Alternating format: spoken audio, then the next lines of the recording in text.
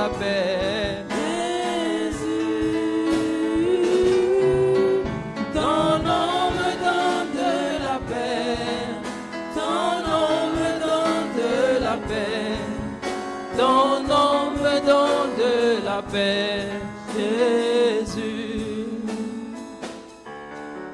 Kombo na yo elonga nanga.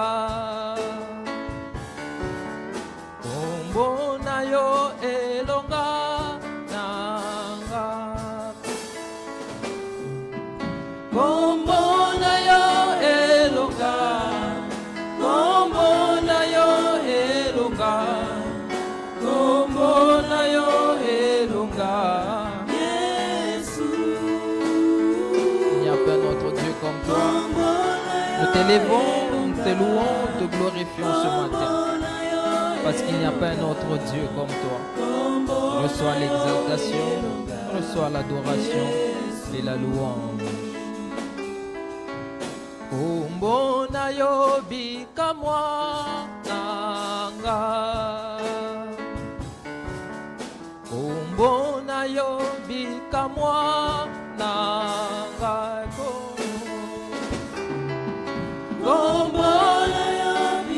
Parle à ton Dieu. Dis à Dieu, Seigneur, j'aimerais que tu me parles ce jour. Je dispose mon cœur dans ta présence.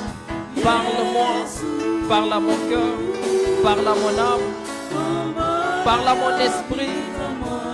Je suis venu te rencontrer ce matin. Et si tu ne me parles pas, ce sera un déplacement en vain. Parle-moi, Jésus.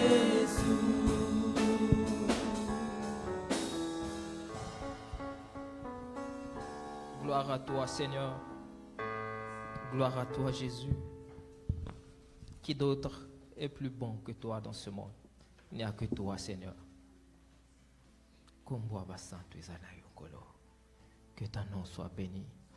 Tu es bon, tu es miséricordieux, Seigneur. Gloire et louange te soient données ce matin. Éternel, je te prie de disposer nos cœurs pour t'écouter. Seigneur, si ce matin nous sommes venus ici pour écouter Merveille, personne ne sortira de ce lieu avec quelque chose. Merveille, une créature qui a aussi des faiblesses, qui chaque fois se tourne vers toi pour implorer ta grâce et ta miséricorde. Mais ce peuple, c'est toi qui as payé le prix pour eux afin qu'ils soient sauvés. Donne, Seigneur, de parler à travers ma bouche à ce peuple. Je prie que je diminue et que tu croisses, Seigneur. Que toi seul croisse, croisse, croisse, croisse. Dans le nom puissant de Jésus, et nous disons Amen. Très rapidement, je nous prie de nous lever pour honorer la parole de Dieu que nous allons lire dans Matthieu chapitre 5, le verset 14 et le verset 16. Ensuite, nous allons prendre Galates chapitre 5, 19 à 21. Lisons la parole au nom de Jésus. Vous êtes la lumière du monde. Une ville située sur une montagne ne peut être cachée. Au verset 16 nous dit que votre lumière luise ainsi devant les hommes, afin qu'ils voient vos bonnes œuvres et qu'ils glorifient votre Père qui est dans les cieux. Nous passons à Galates chapitre 5, verset 19.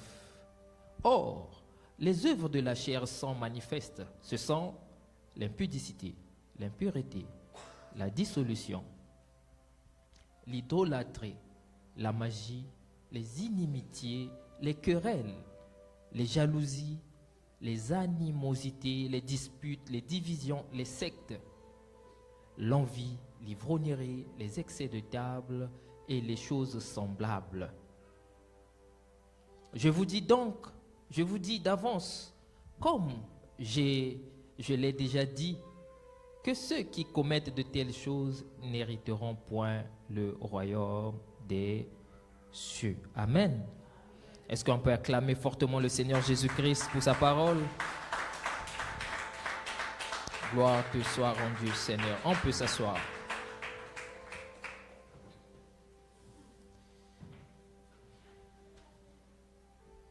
Ce matin, j'aimerais continuer le message que j'ai donné le dimanche passé, dont le thème est « Vous êtes la lumière du monde ». Le dimanche passé, nous avons parlé de ce thème. Mais aujourd'hui, toujours dans le même cadre, dans le même sens, j'ai un sous-thème que j'ai intitulé « Comment combattre les ténèbres pour devenir une lumière ». Amen. Est-ce que quelqu'un peut dire avec moi comment combattre les ténèbres pour devenir une lumière? Le message de ce matin est, comme je l'ai dit tantôt, le résumé, la suite chronologique de ce message. Vous êtes la lumière du monde. Et comme résumé du message passé, nous avions dit que pour devenir une lumière, telle que la Bible le dit, vous êtes la lumière du monde. Et pour devenir la lumière dans ce monde, il faudrait que nous ayons des bonnes œuvres en nous et que nous les pratiquions aussi. Amen. Et donc, nous avions aussi dit que ce sont nos bonnes œuvres qui sont la lumière dont le Seigneur parle. La lumière dont le Seigneur parle ici ne sont pas une lumière peut-être, n'est pas une lumière peut-être qui est sur notre front ou je ne sais où on peut le chercher. Et donc, ce sont nos bonnes œuvres. Ce matin, quand je parle de comment combattre les ténèbres, le message de ce matin est un message qui marque dans la vie de tout enfant de Dieu un fondement. C'est un message que j'aimerais nous donner qui marque le fondement de notre foi. La raison même pour laquelle nous sommes venus dans le Seigneur Jésus-Christ.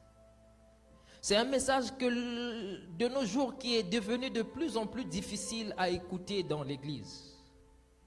Un message que les hommes très souvent ne veulent plus écouter. Car de nos jours, lorsqu'on observe un peu dans les églises et même la vie de tout enfant de Dieu, on a l'impression que nous sommes en train de faire le contraire de ce que la parole de Dieu nous dit. Il est écrit, cherchez premièrement le royaume des cieux et le reste vous sera donné. Mais lorsque nous voyons notre marche ou la marche des enfants de Dieu ou encore les églises, c'est comme si nous venons à l'église pour chercher d'abord le reste et le royaume des cieux est devenu en seconde position. Amen. L'objectif de mon message ce matin, c'est de nous pousser à faire un bilan spirituel. Amen.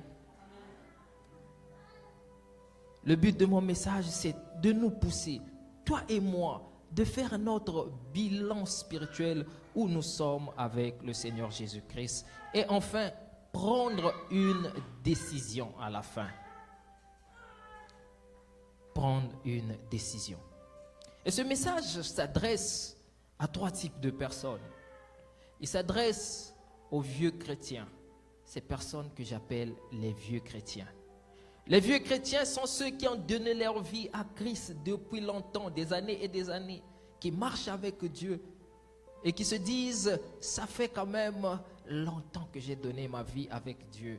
Et ce sont des types de personnes qui ont déjà tout vécu avec le Seigneur. Dans leur marche, ils ont eu des expériences avec Dieu. C'est le type de personne, quand elle te parle, dit, moi, quand j'ai donné ma vie à Christ, voici ce que j'ai traversé, voici. Ce message s'adresse à nous. Le deuxième type de personne à qui ce message va s'adresser ce matin, c'est aux jeunes convertis. À nous qui sommes venus nouvellement dans le Seigneur.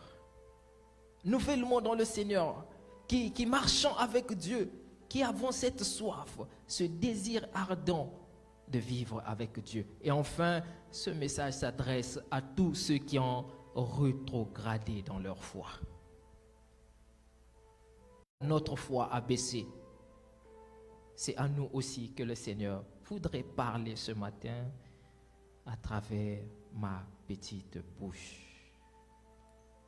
Comment combattre les ténèbres?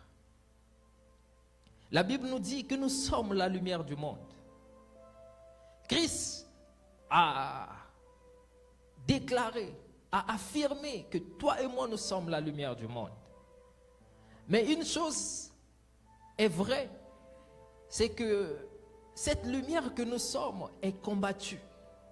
Peu importe ce que nous allons être, nous pouvons être, tant qu'il y a la lumière de Dieu en nous, qui sont ses œuvres, la lumière ou les œuvres que nous avons, les bonnes œuvres, sont combattues. Sont combattues. Et c'est là qu'on parle très souvent du combat spirituel dans l'église. La plupart des temps, lorsqu'on parle du combat spirituel dans l'église, bien-aimé, on ne parle que du combat spirituel à un seul niveau. Et c'est le niveau des démons. On dit, nous avons des démons, Oui, la Bible dit que nous ne combattons ni contre la chair, ni contre le sang, mais contre les principautés et les anges, c'est les démons qui ont été précipités sur la terre. C'est vrai. Mais j'aimerais nous dire, apporter une pierre à cette affirmation, c'est que le combat spirituel, ou encore le combat des lumières, de notre lumière, se situe à deux niveaux. Le premier niveau, c'est au niveau de notre esprit. Au niveau de notre esprit, nous sommes combattus spirituellement.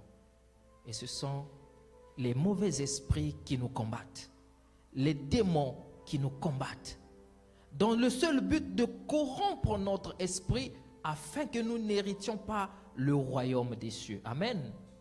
Ça, c'est la première dimension du combat spirituel. Nous ne voyons pas les démons, mais notre esprit est quelquefois oppressé, à tel point que l'homme est capable d'abandonner le Seigneur Jésus-Christ afin qu'il rentre dans le monde. Et le deuxième niveau où se situe le combat de la lumière que Dieu a déposée en nous, c'est au niveau de la chair. Est-ce que quelqu'un peut dire avec moi la chair? La chair. La chair que nous portons, ce corps que nous portons, il est écrit dans Galates chapitre 5 verset 19. Je m'étonne de ce que lorsque l'apôtre Paul nous parle de Galates, de la chair et du Saint-Esprit et de l'Esprit. Écoutez ce que dit l'apôtre Paul. Il nous dit, or les œuvres de la chair. Donc la chair à elle aussi a des œuvres. Amen. La chair a des œuvres. En d'autres termes, si nous pouvons remplacer le terme œuvre par la lumière, nous allons dire, or la lumière de la chair sont, est.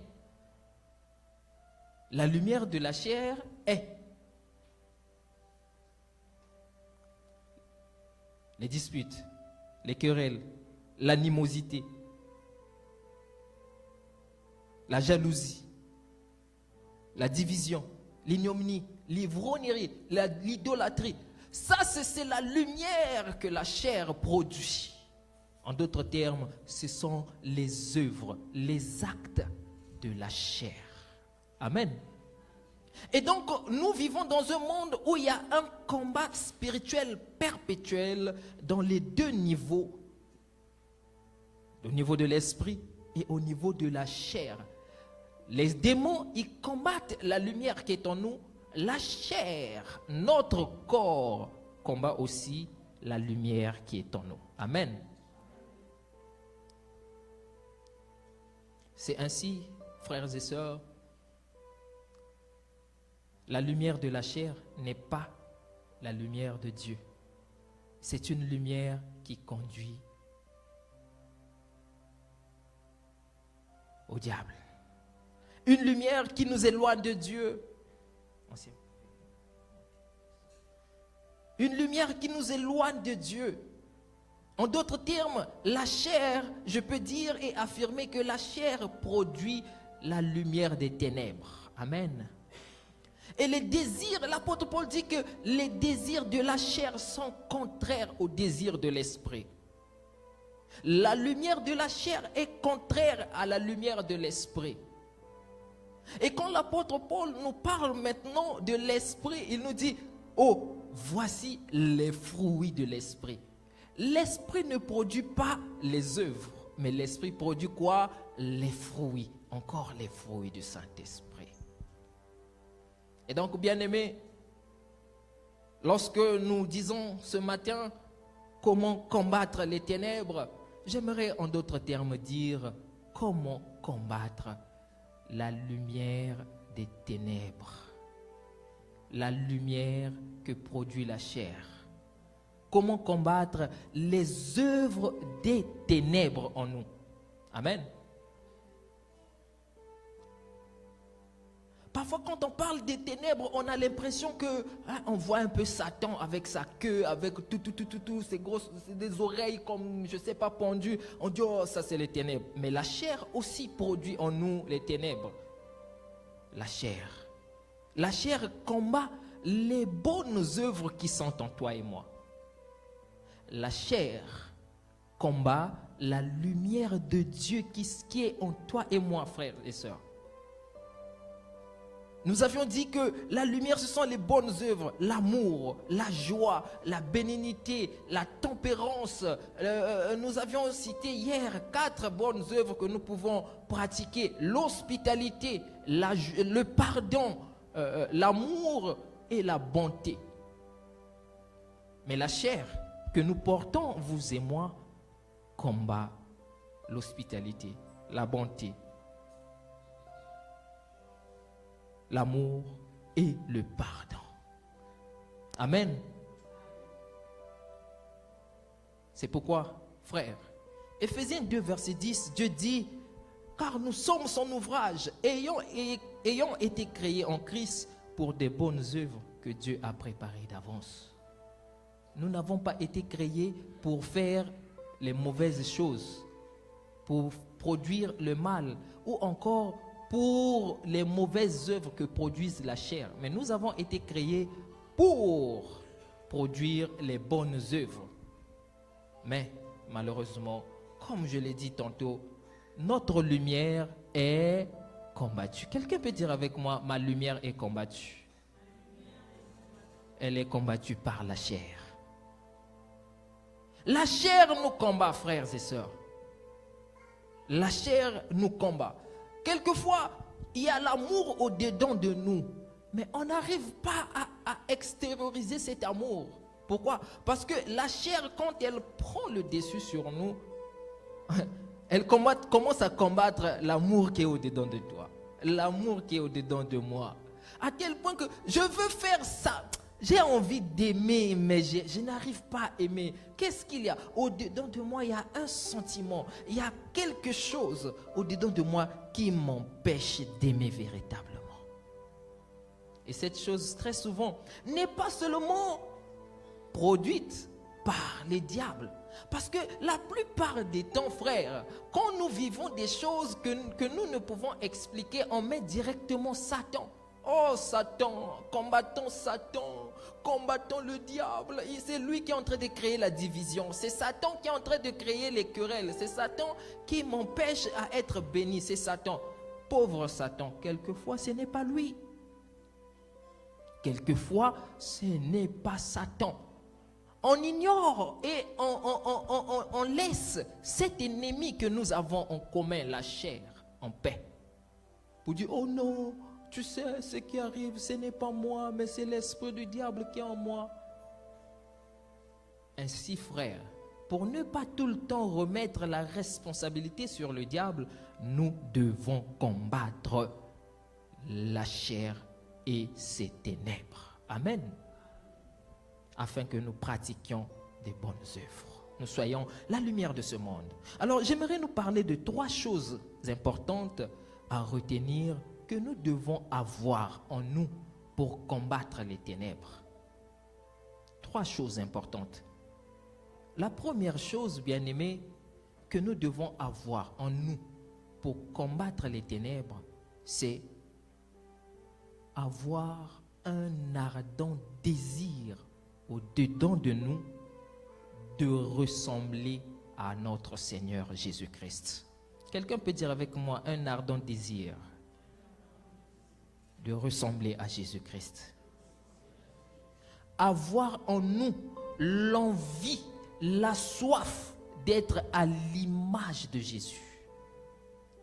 Frère, si nous laissons la chair nous conduire et que nous n'arrivons pas à le combattre, il nous sera difficile même d'hériter le royaume des cieux.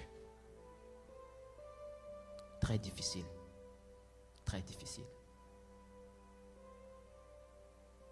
Si nous n'avons pas le désir de ressembler à Christ, il nous sera difficile de maîtriser cette chair et ses envies et sa lumière et ses ténèbres. Nous ne pourrons pas. Alors, à chaque fois que la chair va faire monter en toi le désir de faire le mal, le désir de mentir, le désir de se disputer, le désir d'agir mal, frère, il faut en toi aussi qu'il y ait le désir de ressembler à Christ pour combattre ces ténèbres. Sans quoi, ça sera difficile. Jésus sur la croix, il s'est offert. Quand on prend la vie de Christ, la Bible dit qu'il a vécu sur la terre sans avoir péché. Malgré ceux qui lui causaient du mal, du tort, qui le calomniaient.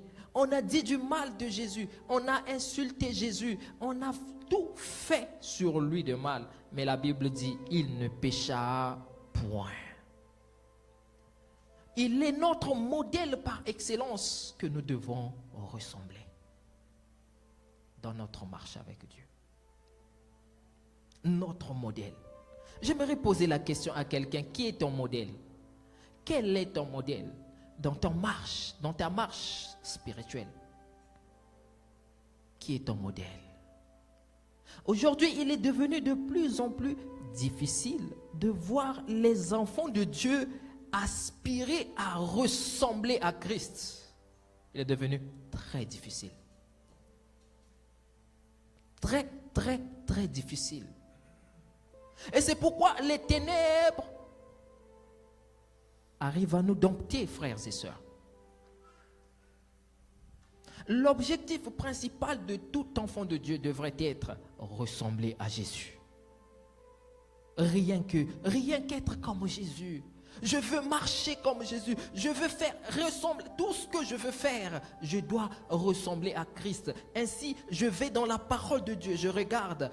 Le Christ, quand il était sur la croix, on l'a insulté. Et si quelqu'un m'insulte, non, je ne vais pas faire comme lui. Je vais faire comme Christ. Si quelqu'un dit du mal de moi, au lieu de me fâcher, au lieu d'agir, au lieu de faire quoi que ce soit, je cherche d'abord mon modèle par excellence. Christ, si toi tu étais à ma place, qu'est-ce que tu aurais fait? La Bible dit sur la croix, on l'a insulté, on l'a flagellé, on l'a calomnié, on a tout dit de mal de lui. Il est resté silencieux. Et il a fait quoi? Il a pardonné. Moi aussi, tu as dit du mal de moi. Tu m'as fait du mal, ce n'est pas grave. Ok, je te pardonne, je te salue, je te parle encore. Ce désir a disparu dans l'église. Et aujourd'hui, lorsque nous entendons même les enfants de Dieu prier, on a l'impression que nous venons auprès du directeur général de Walmart pour dire: Walmart, directeur, regarde mon problème, regarde mes soucis, regarde, c'est toi qui as l'argent, c'est toi qui peux faire ceci, ça. Mais c'est devenu difficile d'entendre un enfant de Dieu prier, dire: Seigneur, je ne peux plus. Je n'arrive pas. Je suis un pécheur. Quand je regarde ma vie, elle ne te ressemble pas. Quand je m'observe moi-même, les ténèbres sont remplies en moi. Jésus, je veux te ressembler. Je veux être comme toi. C'est devenu difficile. Ce matin, est-ce qu'il y a quelqu'un qui a pu même faire cette prière? Je pense que ce serait difficile si le Seigneur allait projeter les prières de tout un chacun sur ses écrans. Je crois que ce sera difficile qu'on trouve une telle prière ce matin. Alors que la chair nous combat tous les jours. Les ténèbres nous combattent tous les jours. Mais nous ne prions pas, nous ne luttons pas contre la chair. Au contraire, notre regard est tourné ailleurs. Autrefois, hier, bien-aimé, pour voir, envoyer des gens se lamenter, pleurer.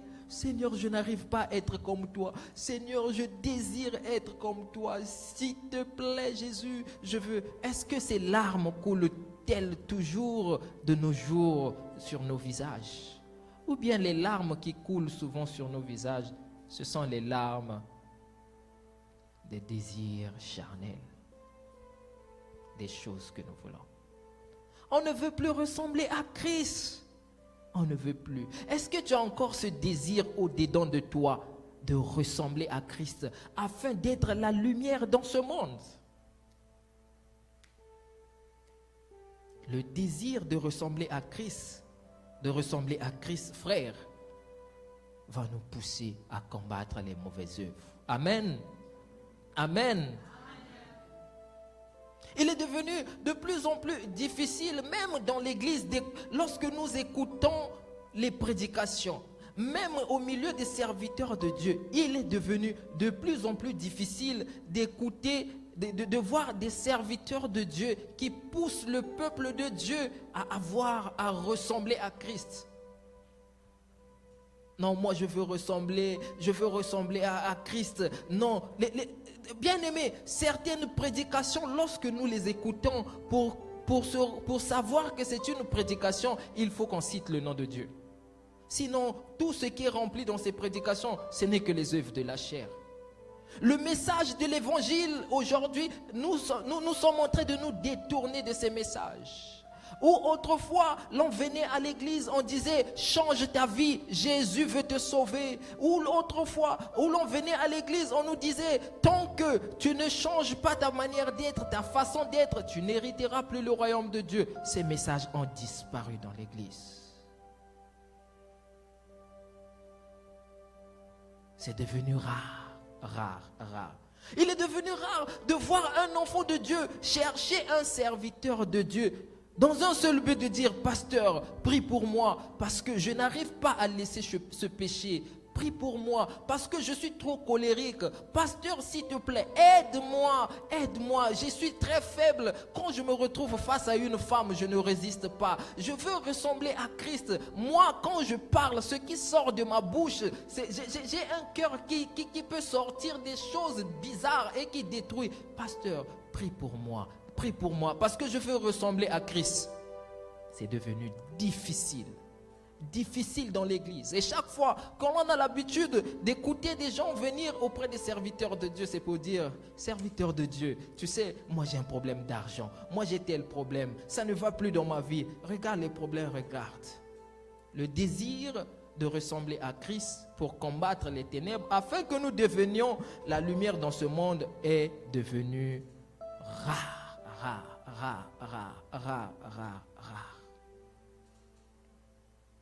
Éphésiens chapitre 5, verset 5, la Bible dit « Soyez mes imitateurs. » Soyons les imitateurs de Christ et non des autres hommes. Et de nos jours, frères, les enfants de Dieu sont devenus de plus en plus imitateurs de leur pasteur, imitateurs de leur église. C'est là que tu vas entendre quelqu'un dire « Moi, dans mon église, nous, on est comme ça. Nous, on porte comme ça. On marche comme ceci. Oh, dans mon église, notre église, La Bible n'a jamais dit « Soyez les imitateurs d'une église ou d'un pasteur, mais soyons les imitateurs de Christ. » Soyons les imitateurs de Christ. Soyons les imitateurs de Christ, de Christ, de Christ, de Christ. Soyons ces imitateurs. Un jour, j'étais très choqué de voir un serviteur de Dieu qui était venu voir mon pasteur. Il lui dit, homme de Dieu, s'il te plaît, je prêche la parole de Dieu. Oui, je me tiens devant, j'annonce l'évangile, mais j'ai une faiblesse. J'aime fréquenter les prostituées. Prie pour moi, homme de Dieu. Je n'arrive pas, homme de Dieu. J'étais choqué de voir un homme de Dieu. Waouh! Ce qui m'avait choqué, ce n'était pas le fait que ce soit un homme de Dieu, mais c'est le fait qu'il y ait un cœur qui reconnaît en lui les ténèbres sont en train de me remplir. Je demande l'aide, soutenez-moi. J'aimerais poser la question à quelqu'un. à qui tu demandes l'aide lorsque les ténèbres te remplissent? Quelle est la personne auprès de qui tu dis, ah, ma soeur, mon frère, moi je n'arrive plus dans mes faiblesses, hein. Regarde un peu. Parce que l'orgueil remplit notre être. La chair avec ses désirs, ses ténèbres remplit tellement. Tu te dis, oh, moi. Au contraire même, la plupart des temps, lorsqu'on nous dit, mon frère, tu sais ce que tu fais, ça c'est pas bien. Ah non, ne touchez jamais à mes ténèbres. Ne touchez jamais, non, moi je suis comme ça. Ah non, ça là, non. Non. Aujourd'hui, le peuple de Dieu protège beaucoup plus ses péchés, ses ténèbres, au lieu même de protéger la foi que nous avons en Christ. Nous protégeons beaucoup plus nos péchés. Nos péchés. Même si la Bible le dit, on dit non. L'autre chose, mauvaise chose qui est devenue au milieu des enfants de Dieu, c'est que nous avons eu l'habitude de nous expliquer, de s'expliquer, de se pardonner et de s'excuser. C'est-à-dire, je commets un péché. Je dis, oh, oui, j'ai volé. Mais est-ce que tu ne sais pas que j'étais dans le besoin? Dieu même, il sait. Dieu m'a déjà pardonné. On est en train de s'expliquer soi-même. On s'excuse et on se pardonne nous-mêmes. Et c'est devenu une norme au milieu des enfants de Dieu. Il y a des gens qui commencent à légaliser le péché, les ténèbres, les œuvres de la chair, les mauvais comportements. Certains ont commencé à les légaliser. Oh mais oui, c'est normal. On l'a giflé de 7 jours-là. Oh ok, mais il faut qu'il ronde parce qu'on l'a giflé, il faut qu'il ronde, c'est normal. Alors que la parole de Dieu dit Christ, non, si on t'a giflé, ne rends pas. Oh oui, oh, je suis allé tomber avec une femme, c'est normal parce que ma femme n'était pas là, donc c'est Amen.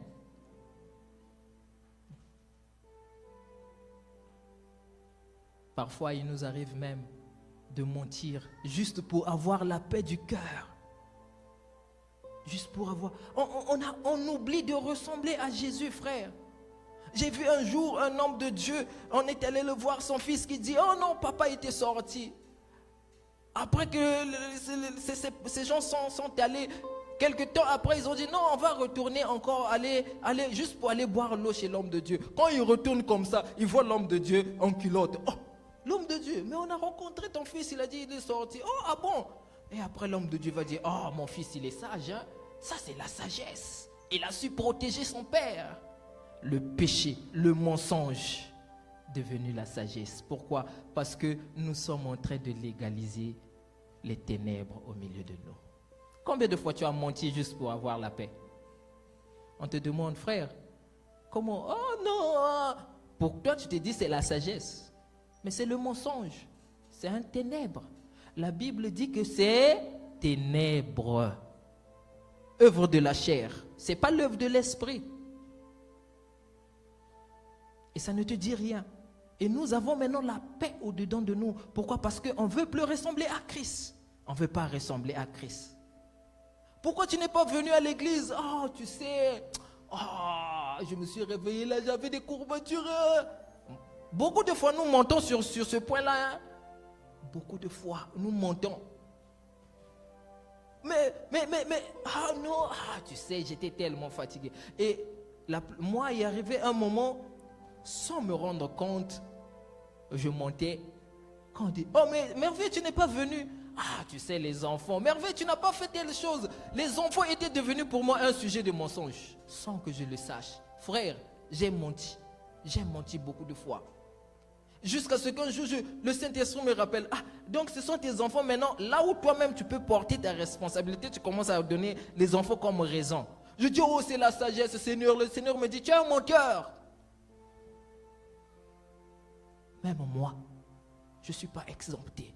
C'est pourquoi nous devons veiller aux ténèbres. Combien de fois as-tu menti au nom d'un ami, au nom d'un frère, d'une soeur, juste pour protéger? Si une relation vous conduit au mensonge, je sais qu'elle va vous conduire aussi à l'enfer. Et les ténèbres feront quoi? Ils ne feront que régner, frères et sœurs. Amen. Soyons des imitateurs de Christ. Quand on posait des questions à Christ, Christ répondait. Oui, même si vous voulez calomnier moi, si vous voulez insulter moi, si vous voulez, faites ce que vous voulez, peu importe, moi je préfère porter en moi la lumière de Dieu. C'était ça Jésus-Christ. Amen. Est-ce que ce matin, toi aussi, tu portes ce désir d'être toujours la lumière du monde? Deuxième chose que nous devons avoir au-dedans de nous pour ressembler à Christ, c'est mourir et accepter sa croix. Est-ce que quelqu'un peut dire avec moi, mourir et accepter sa croix? Mourir et accepter sa croix. Lorsque je parle de mourir ici, je parle de l'insensibilité que nous devons avoir face au mal. Amen. Mourir. L'insensibilité face au mal. De plus en plus nous marchons avec Dieu, ou nous sommes des enfants de Dieu, il est devenu de plus en plus difficile de trouver des enfants de Dieu morts dans l'église ou même au milieu du troupeau de Dieu. On te fait le mal, au lieu que ça ronge ton cœur, ça détruise ton cœur, ce mal ne te fait absolument rien. Au contraire, tu choisis même de briller, de faire luire ta lumière. Oh, ok, tu m'as insulté, regarde la tête comme une brique. Oh, ok, c'est pas grave. Toi, tu as voulu m'insulter, non? Ok, bon, ça t'a fait plaisir de m'insulter? Oui, ok, bon, c'est pas grave. Insensible au mal. Insensible. C'est ça la mort en Christ. Si nous venons en Jésus comme étant des morts vivants, nous ne pourrons jamais ressusciter avec lui.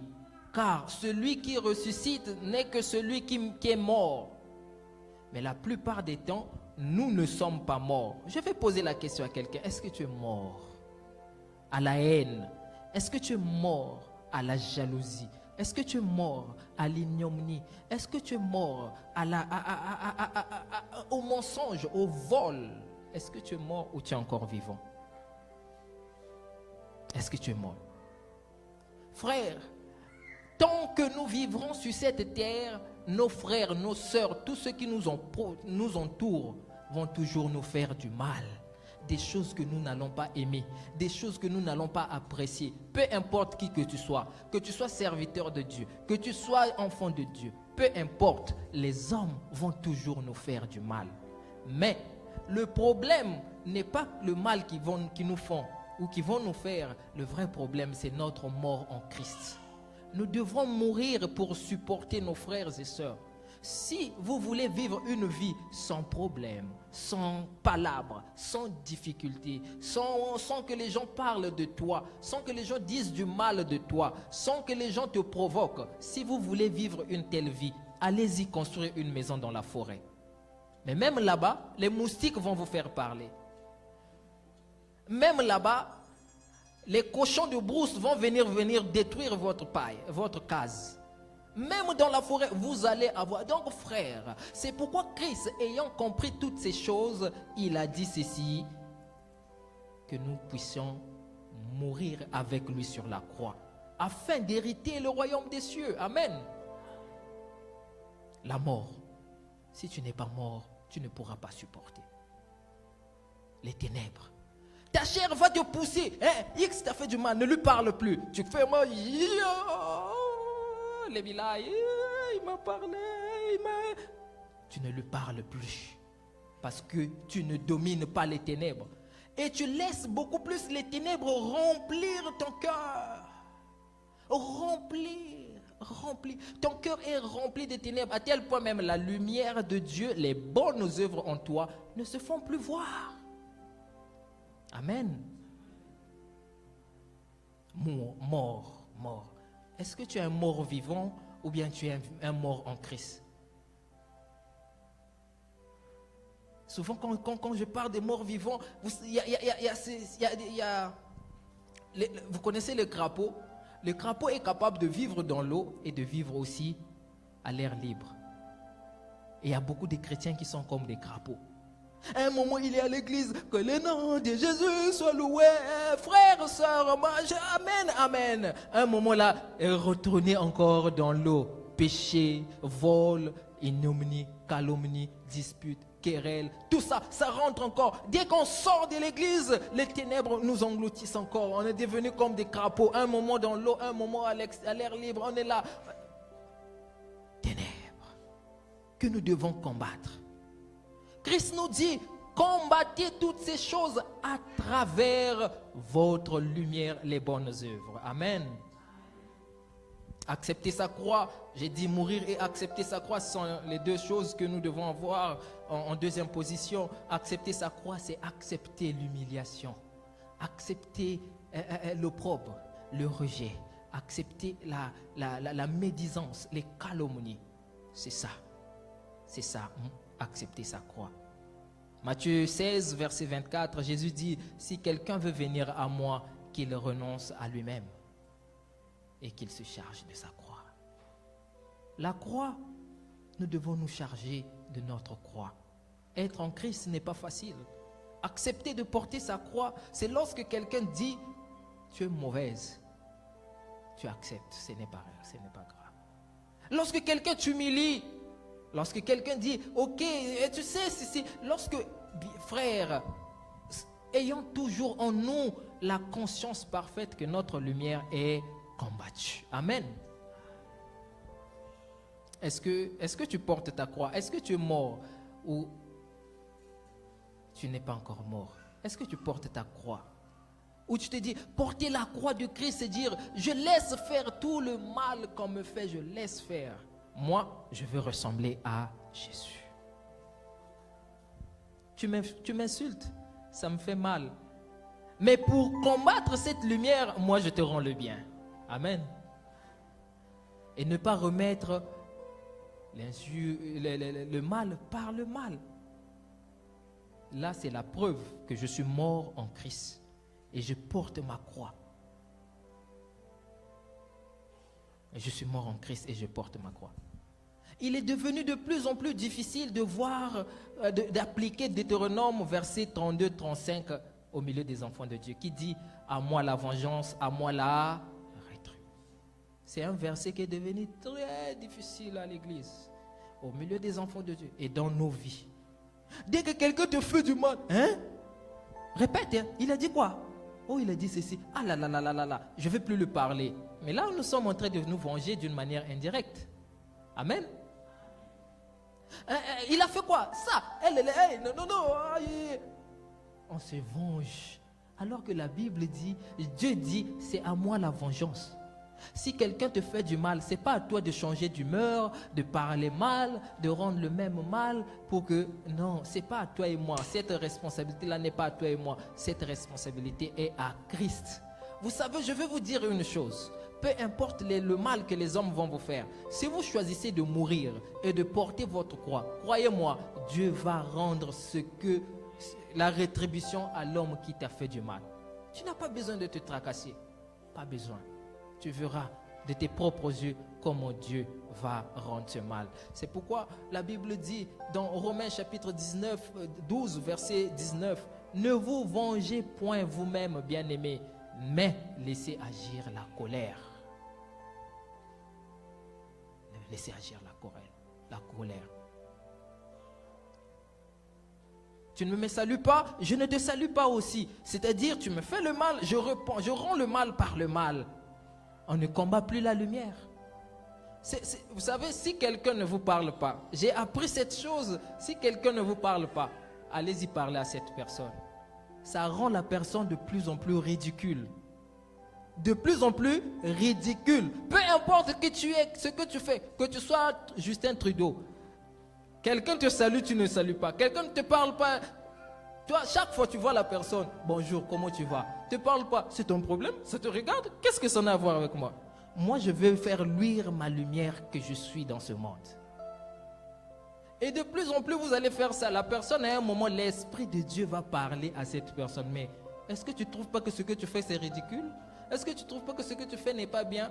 Vous verrez qu'un jour, à cause de la lumière que vous avez allumée, la personne va revenir. Ah, tu sais, hein, bonjour, oui, bonjour, comment tu vas? Ça va. Toi, tu continues de me saluer, non? Ah, mais pourquoi on ne se parlait plus? Et voilà comment les bonnes œuvres vont reprendre au milieu de nous. Amen.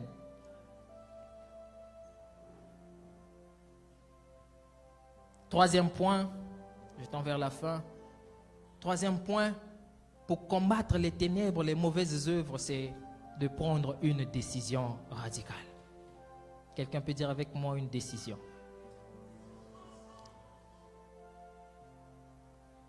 Nous devons prendre.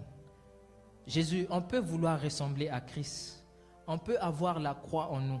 On peut mourir face aux ténèbres. Mais tant que nous ne prenons pas une décision radicale où nous disons c'est fini. Moi, je prends la décision dès aujourd'hui de combattre la haine en moi, la méchanceté en moi, le mauvais cœur en moi. Tout ce que ma chair produit en moi, tant que je ne prends pas cette décision, c'est difficile et voire même impossible de combattre les ténèbres. Amen.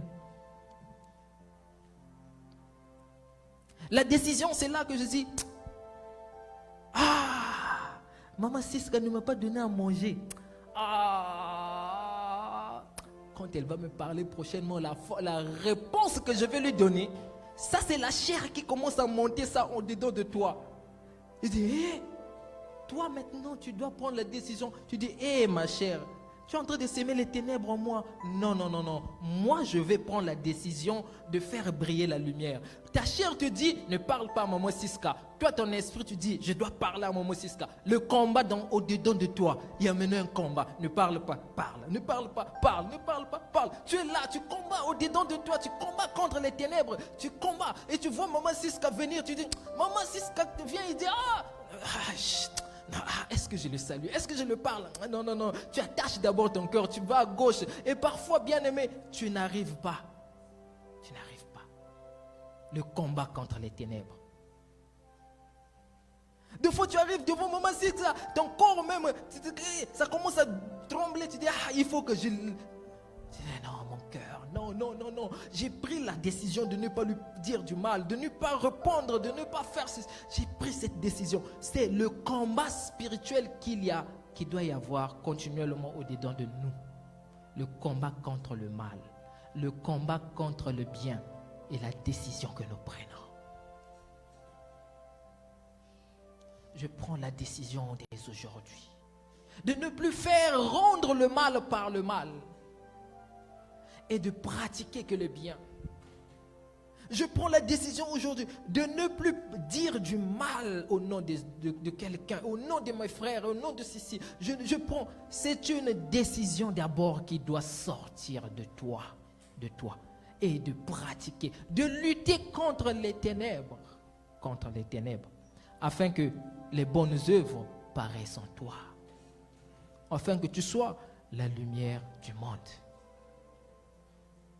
Parfois, tu quittes chez toi avec la décision, tu dis, bon, aujourd'hui, je dois aller parler à maman Siska. Elle m'avait fait du mal. Et il y avait telle chose que je n'avais pas aimé à maman Siska. Quand je vais voir maman Siska, je dois lui parler.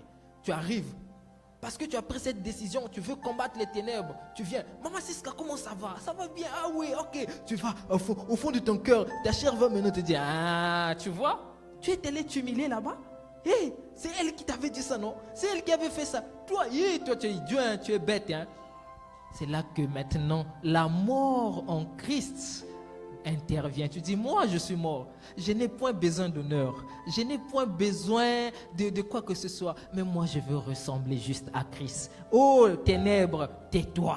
Oh, ténèbres, va loin de moi. Amen. C'est ça, le combat des ténèbres.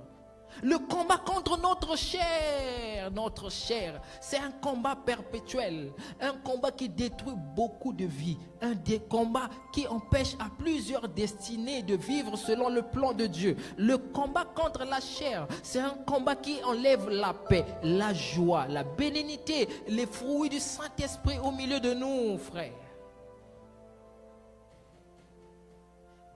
À quand remonte la dernière fois que tu as fait l'analyse de ton cœur, tu te dis, ouais, j'ai tel mauvais comportement. Je suis méchant, j'aime parler mal aux gens, je vole, je suis quelqu'un qui ne ressemble pas à Christ. Seigneur, donne-moi la force. Tu combats ces ténèbres aussi par la prière. La dernière fois que tu as prié pour toi remonte quand? Pas prier pour tes problèmes, mais pour les ténèbres qui sont en toi. Frère, je vais vous dire une chose. Lorsque nous combattons les ténèbres produites par la chair, il arrivera certains lieux que tu vas te rendre. Tu te regardes comme ça, tu dis, mais qu'est-ce qui est sur moi pour que les gens me fassent cette grâce-là? Il y a une certaine grâce, une certaine bénédiction qui vont te poursuivre, qui va te poursuivre chaque fois que tu vas marcher. Pourquoi? Parce qu'il n'y a pas de ténèbres en toi. Jésus a dit, le prince de ce monde vient, mais il n'y a rien de lui au-dedans de moi. Quand Christ le disait, c'était à propos des œuvres. Il dit, Satan, il vient avec le mal, mais en moi, il n'y a pas de mal, il n'y a pas de méchanceté, il n'y a absolument rien. Et si le prince de ténèbres, si aujourd'hui Jésus disait qu'il venait, est-ce qu'il y aura, tu es sûr dans ton cœur, il n'y a pas une prison pour quelqu'un, il n'y a pas de ténèbres, il n'y a pas de mauvais comportements. Certaines choses que tu fais juste toi seul dans le secret, tu te dis, personne ne me voit. Je peux voler, je peux faire ça, je peux aller avec un homme, je peux tromper mon mari, je peux faire ceci, ça. Il n'y a que toi seul qui sais, certains péchés mignons. Le prince du monde est venu, mais il y a quelque chose de lui en toi. Est-ce que, oh Seigneur, aide-nous de ne pas ressembler au prince de ce monde. Et quand on prend la décision, frère, il arrive des moments qu'on a pris la décision au-dedans de soi de combattre les ténèbres, mais on n'arrive pas de les combattre. On est impuissant. Je veux faire le bien, je ne veux pas. C'est là que l'apôtre Paul, il dit dans Romains chapitre 7, verset 18, « Ce qui est bon, je le sais. » Là où tu es là, tu sais que tu ne parles pas à quelqu'un, tu sais que tu ne partages pas, tu sais le mal, nous savons tout le mal qu'il y a au-dedans de nous, nous savons. Mais parfois, on veut s'en sortir de ce mal, mais on n'arrive pas. Et l'apôtre Paul dit, lui-même, il a vécu ça, il dit, ce qui est bon, je le sais, n'habite pas en moi, c'est-à-dire dans ma chair. J'ai la volonté, mais je n'ai pas le pouvoir de faire le bien. Je n'ai pas le pouvoir de faire le bien. Au verset 21, il dit, je trouve donc en moi la loi quand je veux faire le bien. Le mal est attaché à moi. Je veux pardonner, mais je n'arrive pas. Le mal est attaché à moi. Une loi qui lutte contre la loi de mon entendement. Le combat spirituel contre les ténèbres. Et à un autre moment, parfois, on veut arrêter, on veut combattre les ténèbres. Aujourd'hui, j'ai pris la décision, ça a marché. J'ai combattu les ténèbres. J'ai répondu, bonjour Marvina, ça va? Oui. Demain, après-demain, Marvina va dire encore autre chose. Là encore, les ténèbres veulent m'engloutir. À un moment, parfois, je tombe. Et ça arrive que nous ayons des victoires sinusoïdales. C'est-à-dire, aujourd'hui, je pardonne, demain, je ne pardonne pas. Après-demain, je pardonne, je fais semblant de pardonner, je fais semblant d'aimer, je fais semblant. Donc, une victoire qui est comme un dent de scie. Et l'apôtre Paul, vivant aussi cela, il lance un cri dans Romains chapitre 7, verset 24. Il dit, « Misérable que je suis, qui me libérera du corps de cette mort ?» Misérable que je suis, misérable. Ça, c'est l'apôtre Paul qui le dit. Est-ce qu'il y a quelqu'un qui a déjà senti sa misère parce qu'elle ne part, parce qu'il ne pardonne pas, parce qu'il n'aime pas, parce qu'il reconnaît, il y a un petit ténèbre. Moi, quand je m'énerve, personne ne peut me retenir. Moi, quand je fais ceci, les ténèbres. Est-ce qu'il y a quelqu'un qui s'est déjà senti misérable dedans? Les œuvres de la chair, les ténèbres nous combattent. Nous devons être la lumière partout où nous allons. Et non, nous devons apporter les ténèbres. Parce que si en toi il n'y a pas l'amour, tu apportes les ténèbres quelque part. Peu importe où tu vas. S'il n'y a pas la joie, la bénédiction, tu apportes les ténèbres. Je vais terminer avec cette histoire. Il y avait un homme qui travaillait au cimetière.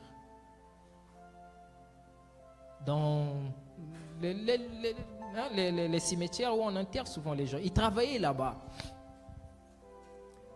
Quand il a commencé, on lui a dit, si tu veux travailler ici, il faut que nous puissions t'initier à la magie. Et donc, toi, ton rôle serait, lorsqu'on vient enterrer les gens, toi, à travers les pratiques que nous allons te montrer, tu dois diriger les âmes de ces personnes-là envers le diable. Amen. Et lui, il a dit, ok. On l'a initié. Et il travaillait là-bas. Chaque fois on partait enterrer les gens, lui, il faisait ses pratiques. Au lieu que l'âme de cette personne demeure dans le corps ou parte dans le séjour des morts, eux, ils prenaient ces âmes-là pour les utiliser encore sur la terre, dans leurs pratiques mystiques. Lui, il travaillait là-bas. Il était devenu un bon sorcier dans les pratiques occultes. Jusqu'à ce qu'un jour, 25 ans plus tard,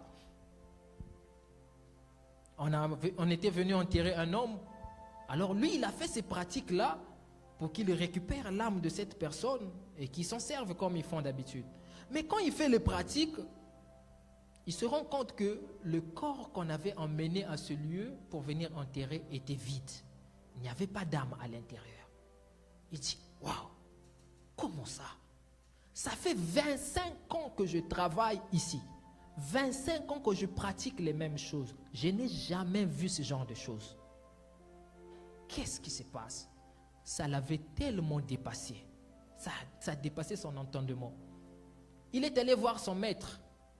Il a dit à son maître, j'ai vécu quelque chose que je n'ai jamais vu. Regarde. Son maître a souri. Il a dit, oui, c'est normal. Il a dit, comment c'est normal? Et cette âme-là est partie où? Il a dit, non, en fait, celui qui était mort là, ce n'était pas quelqu'un de nous. Il y a quelqu'un qui était son maître, c'est lui qui a pris son âme. Donc c'est normal que son corps soit vide. Il dit, mais c'est qui cette personne? On lui a dit, non, toi, on va t'expliquer plus tard. Et lui, ça avait créé en lui un déclic. Quelle est cette personne qui a pu récupérer l'âme de cet homme-là avant de l'enterrer? Alors que dans cette loge-là, on l'avait appris que c'est le diable qui est le maître suprême. Ce n'est que lui qui avait le pouvoir sur les âmes des hommes. Et il a commencé à chercher. Il dit, quel est cet homme-là? Jusqu'à ce qu'un jour, son maître va lui dire, en fait, c'était un chrétien qu'on était venu enterrer. Et il y a un homme qui est au-dessus de nous. Et cet homme-là, quand tu es en lui, il est capable de prendre ton âme et de venir enterrer juste le corps simple. Il s'appelle Jésus. Cet homme a dit, donc pendant plus de 25 ans que je travaille ici, vous m'avez menti que c'était le diable qui était le maître de tout. Et alors, il a dit, aujourd'hui, je renonce à tout. Je dois devenir chrétien. Je préfère donner mon âme à cet homme qui est capable de ravir l'âme d'un homme entre les mains du diable. Il était devenu chrétien. Et à la fin, il rendait témoignage et il dit, l'une des choses qui m'a beaucoup plus fait mal, c'est qu'en 25 ans que j'ai travaillé, que j'ai fait ces pratiques, il n'y a qu'une seule personne, une seule âme n'a été délivrée par Dieu. Donc toutes ces personnes qu'on a enterrées pendant 25 ans sont tous allées où? En enfer. Il était choqué. Frères, ceux qui sont morts hier, ils étaient comme toi et moi. Mais ce qui est différent de toi et moi, c'est que nous avons encore la vie, eux sont morts. Certains sont morts hier, n'ont pas eu le temps de se répandre, le temps de prendre la décision comme toi et moi pouvons prendre la décision aujourd'hui. Je décide de ne plus faire le mal. Je décide de combattre les ténèbres. Je décide de pardonner. Je décide d'être un véritable enfant de Dieu. Je décide d'aimer. Je décide d'avoir la bonté au-dedans de moi afin que tu sois la lumière qui brille et qu'au dernier jour, que Jésus-Christ ravisse ton âme entre les mains du diable. Quelle est la décision que tu veux prendre? J'aimerais que tu sois ce matin comme cet homme qui, après plusieurs années, a préféré prendre la décision de tout perdre et de rester en Christ. Je te prie ce matin d'être la lumière. Quelle est la chose que tu aimerais abandonner? Quelle est cette ténèbre que tu reconnais qui éteint en toi la lumière de Dieu? Qui peut t'empêcher, si tu meurs aujourd'hui, que le Seigneur ne ravisse pas ton âme entre les mains du diable? Quelle est la décision que tu veux prendre ce jour? Je veux me lever contre les ténèbres, ou bien tu veux demeurer dans les ténèbres?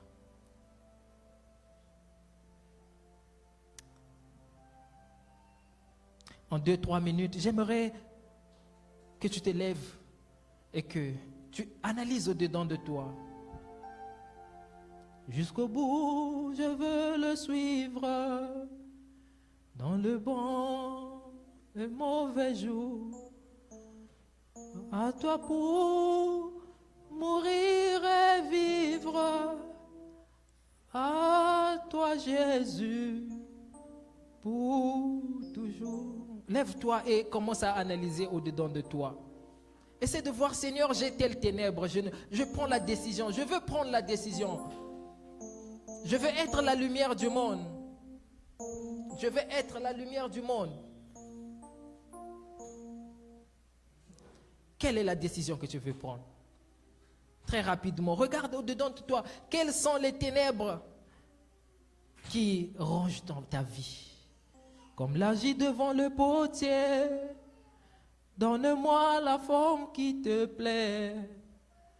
Fais toutes choses en ton temps, je serai toujours confiant. Seigneur, observe mes voies, garde-moi auprès de ta croix. Je voudrais habiter chez toi tous mes jours ici-bas. Que ma vie soit une fleur.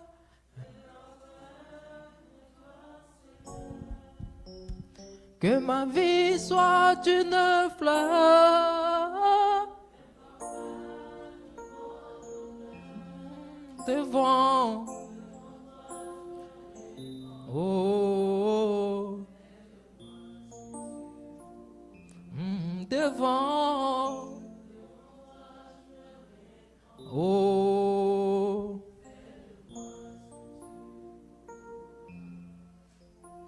Comme l'argile devant le potier, donne-moi la forme qui te plaît. Fais toutes choses en ton temps, je serai toujours confiant. Seigneur, observe mes voies, garde-moi auprès de ta croix. Je voudrais habiter chez toi tous mes jours ici-bas. Que ma vie soit une fleur.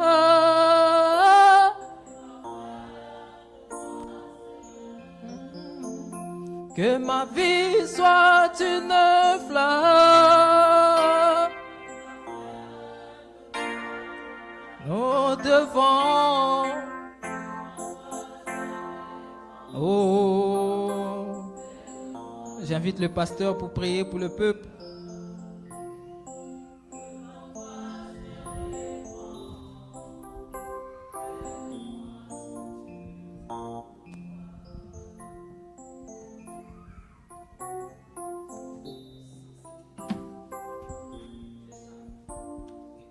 Éternel mon Dieu, Père Céleste, nous venons encore tel que nous sommes, notre Dieu Père. Tu ne parles pas en vain, notre Dieu Père. Nous venons encore nous humilier, reconnaître nos faiblesses, mon Dieu roi Père, afin que nous soyons pour la lumière véritable dans ce monde, mon Dieu roi. Afin de témoigner, au Dieu roi, ta grandeur, ta puissance, notre Dieu Père Céleste. Et que cette parole, au Dieu roi Père, délivre chacun, au Dieu roi Père, afin que nous soyons réellement l'église, au Dieu roi Père, au Dieu. Et qui par l'église, au Dieu roi Père, afin que, au Dieu roi Père, ceux qui sont égarés, qui viennent vers toi, au Dieu roi Père, car nous sommes dans les temps de la fin. Et que cette parole soit gravée au fond de nos cœurs, au Dieu roi Père, afin que, au Dieu roi Père, que ça puisse produire des œuvres, au Dieu roi Père, des bonnes œuvres qui sont qui est la lumière, au Dieu de gloire, Père Céleste, au Dieu de gloire. Et je me lève contre toute puissance maléfique. Et je le chasse du milieu de nous au nom de Jésus-Christ. Manifeste-toi pleinement, au Dieu de gloire, Père, au Dieu, dans la vie de tout un chacun, au Dieu de gloire, Père. Et que chacun, pour sa part, reconnaisse sa faiblesse. Et qu'il vienne humblement, au Dieu de gloire, Père, au Dieu, se dépouiller. Afin que toi, tu puisses prendre place pleinement. Car nous sommes réellement le temple du Saint-Esprit. Manifeste-toi, ô Dieu. Au nom de Jésus-Christ, nous te prions ainsi. Amen. Que Dieu vous bénisse.